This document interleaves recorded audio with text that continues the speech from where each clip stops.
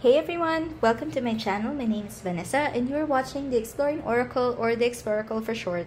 So if this is your first time here, what I usually do is I just show you a deck from my personal collection and I show you all of the cards. We talk about the card stock, the guidebook. I do have timestamps for all of those sections down below, so if you're just interested in a particular part, feel free to just click on the link in the description.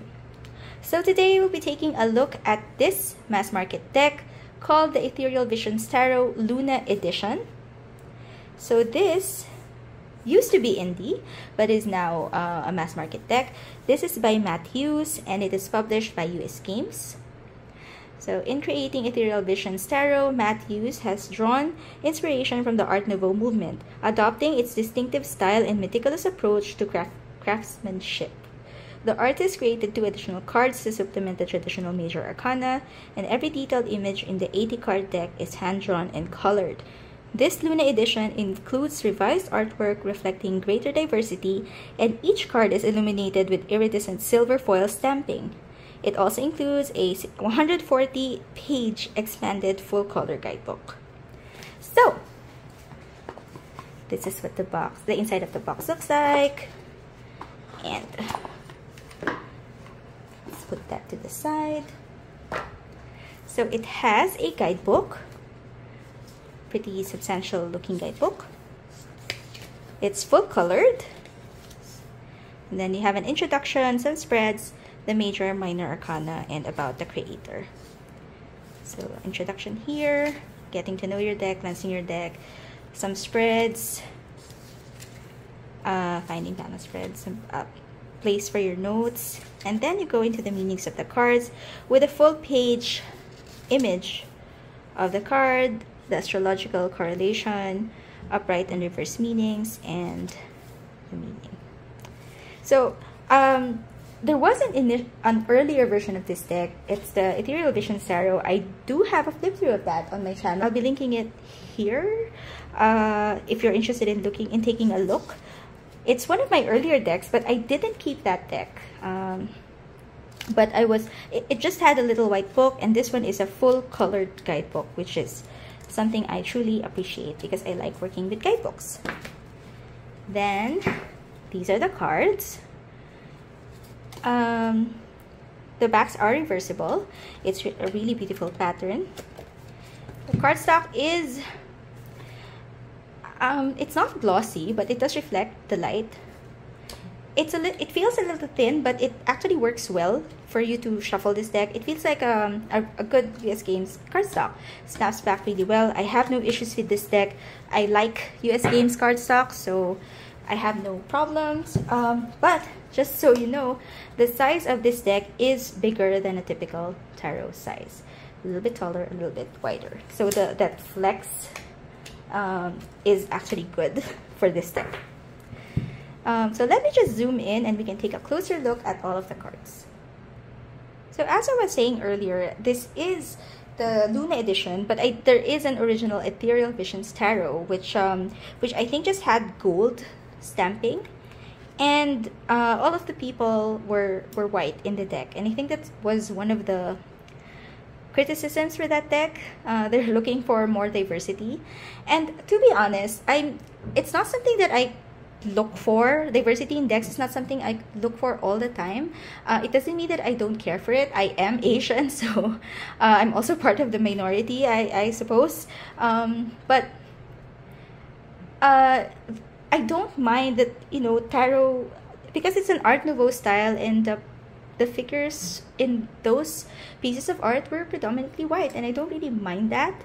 But that being said, I didn't keep the original Ethereal Visions Tarot. I wasn't really sure. I felt it was too beautiful for me, and it felt cold. It felt cold to read with. I guess that's the simplest way I can say why I didn't keep that deck. It just didn't feel like it wanted to connect with me.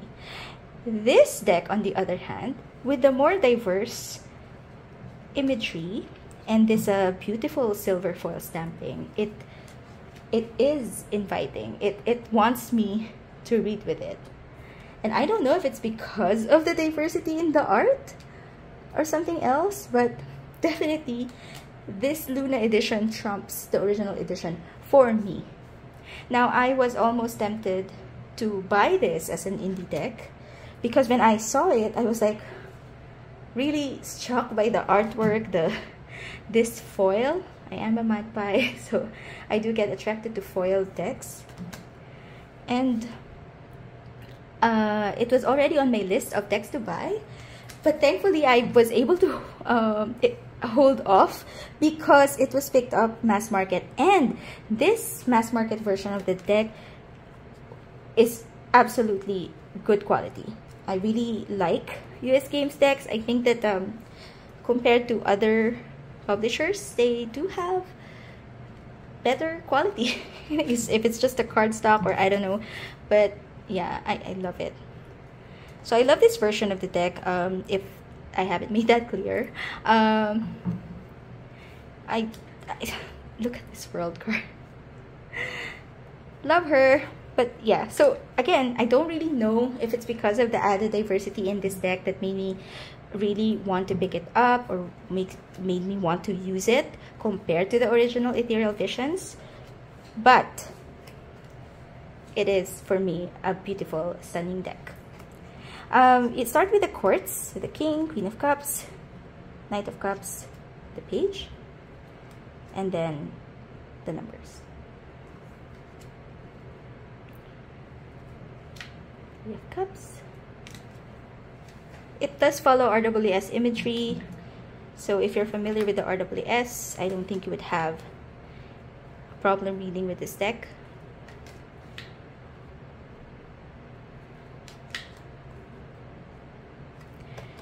And I also have another like Art Nouveau deck. It's the Fyodor Pavlov Tarot. This is more RWS-ish compared to that deck, but it also follows somewhat the RWS imagery. And between the two, I can't really decide which one I like more. I like them both. But yeah, something about this deck, I think it's really just the thing that I don't like as much is the size. It's just because I do have smaller hands. I love that because it's bigger, the art is bigger, you can see more details, but when I'm actually using it, I do have to stretch a little bit because of my smaller hands. As always, feel free to slow down, speed up, or pause if you want to take a closer look at the cards, because I just really go through these cards quickly just so you have an idea. So this isn't really an in-depth walkthrough, but it's just to show you the deck in case you're interested in picking it up. Or if you're me, or if you're like me that just likes watching tarot flip-throughs and videos about tarot.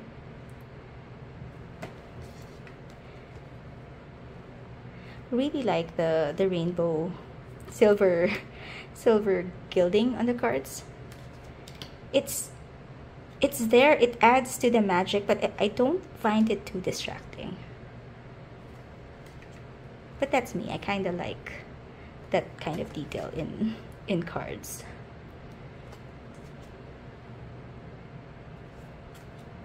I also really like that Matthews, the creator, listened to the feedback from his original deck and created this version of the deck. Okay, then we're moving to our last suit, the wands, starting with the courts, King, Queen, and Page.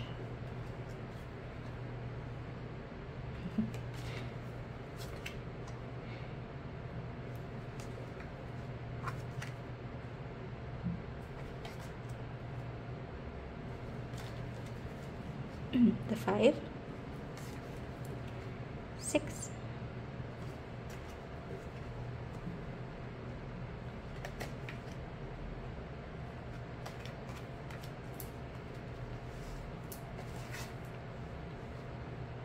and 10.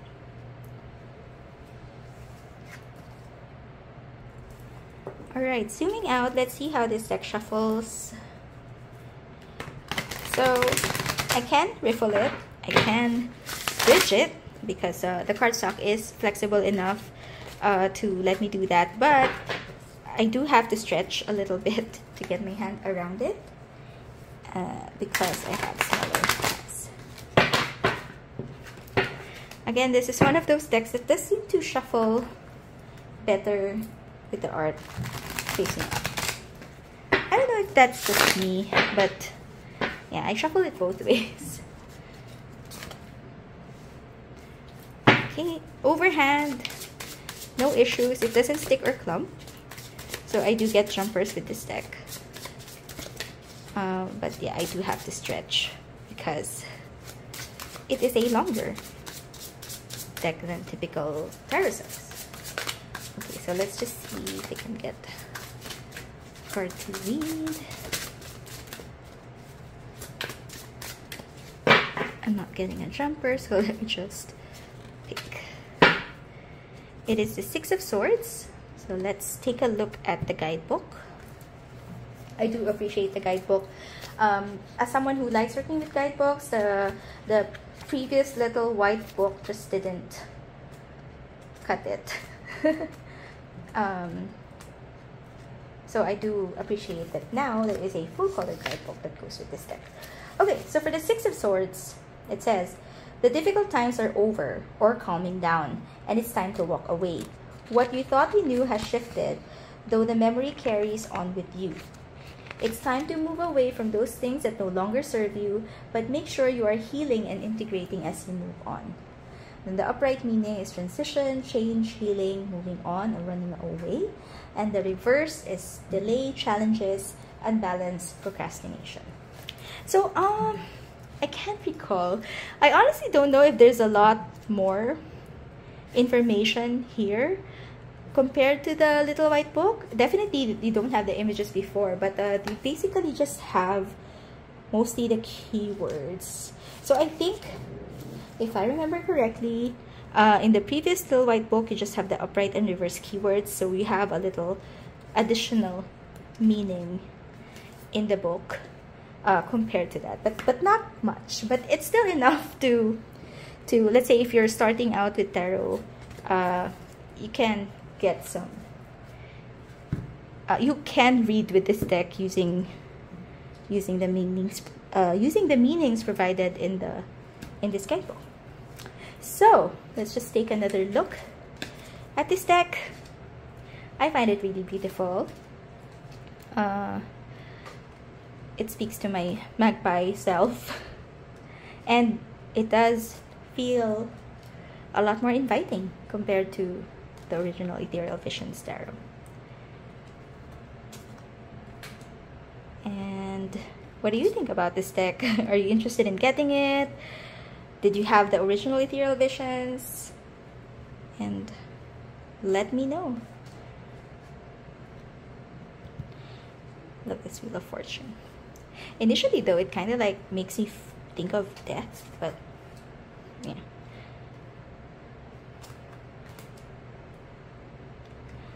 Alright, so maybe I'll leave you with, let's see, the Emperor and the King of Pentacles.